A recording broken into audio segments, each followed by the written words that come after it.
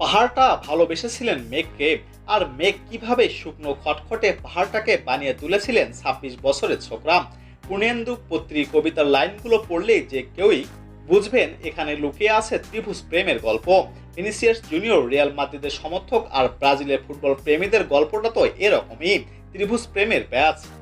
আসলে ফুটবল বিশ্বে তারকা ফুটবলারদের অনেককেই ঘিরেই আছে এমন ত্রিভুজ প্রেমের গল্প। একটা সময় যেমন লিওনেল মেসিকে নিয়ে বলা হতো তিনি যতটা না আর্জেন্টিনার তার চেয়ে বেশি বার্সেলোনার, এখন একই কথা হচ্ছে ভিনিসিয়াস জুনিয়রকে নিয়েও। তিনি যতটা না ব্রাজিলের এর চেয়ে বেশি রিয়াল মাদ্রিদের। নেইমারের গল্পটা অবশ্য ভিন্ন, তিনি শুরু থেকেই যেন ছিলেন ব্রাজিল ও বার্সেলোনার। প্রীতি ম্যাচ থেকে বিশ্বকাপ, কোপা আমেরিকা কিংবা বিশ্বকাপ বাছাই পর্ব, অনেকদিন ধরেই ব্রাজিলে যেন নিজেদের হারিয়ে খুঁজছে।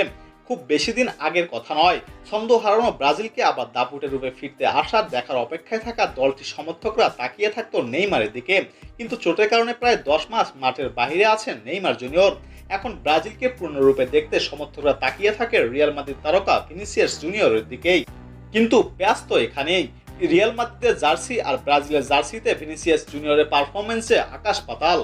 তাই তো প্রশ্ন উঠেছে, ভিনিসিয়াস জুনিয়র তুমি কার, রিয়াল মাদ্রিদ নাকি ব্রাজিলের?